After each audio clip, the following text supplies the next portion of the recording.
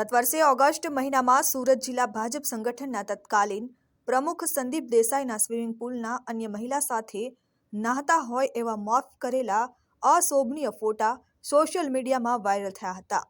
Viral ફોટાઓને લઈ તત્કાલીન સંગઠન પ્રમુખ સંદીપ દેસાઈએ બારડોલી ટાઉન પોલીસ મથકમાં અજાણ્યા ઈસમો વિરુદ્ધ પોલીસ ફરિયાદ નોંધાવી હતી.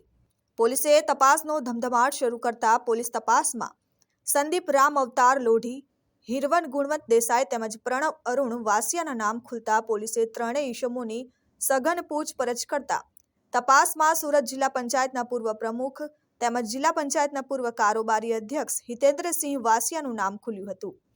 પોલીસે હિતેન્દ્રસિંહ વાસિયા વિરુદ્ધ ગુનો નોંધી હિતેન્દ્રસિંહ વાસિયાને વોન્ટેડ જાહેર કર્યો હતો. 15 મહિના બાદ આજ રોજ સુરત જિલ્લા એલસીબીએ હિતેન્દ્રસિંહ વાસિયાની ધરપકડ કરી છે.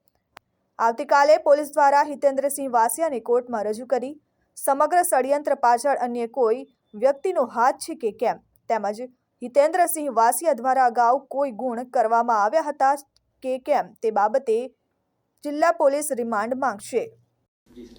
ગત વર્ષે તારીખ 4/9/2022ના રોજ બારડોલી ટાઉન પોલીસ સ્ટેશન ખાતે તત્કાલીન ભાજપ જિલ્લા પ્રમુખ સંદીપભાઈ જયંતિભાઈ દેસાઈનાઓએ તેઓના સોશિયલ મીડિયામાં સ્વિમિંગ પુલમાં નહાતા ફોટાઓ મોર્ફ કરી અને વાયરલ કરેલ, જે અંગે ગુનો દાખલ કરાવેલ, જે બાબતેનો આઈપીસી કલમ 406, 419, 468, 469, 500, 501 તથા 120B મુજબ તથા ઇન્ફોર્મેશન ટેકનોલોજીની 66C અને 67E મુજબનો ગુનો દાખલ કરી આગળની તપાસ સુરત ગ્રામ્ય જિલ્લા એલસીબી પોલીસને સોંપવામાં આવેલ.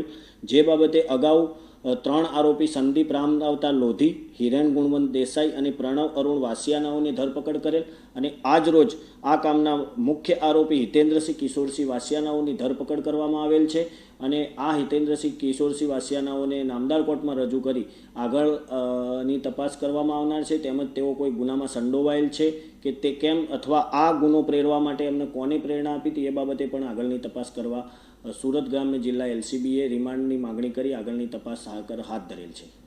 Bureau report, RN news, Surat.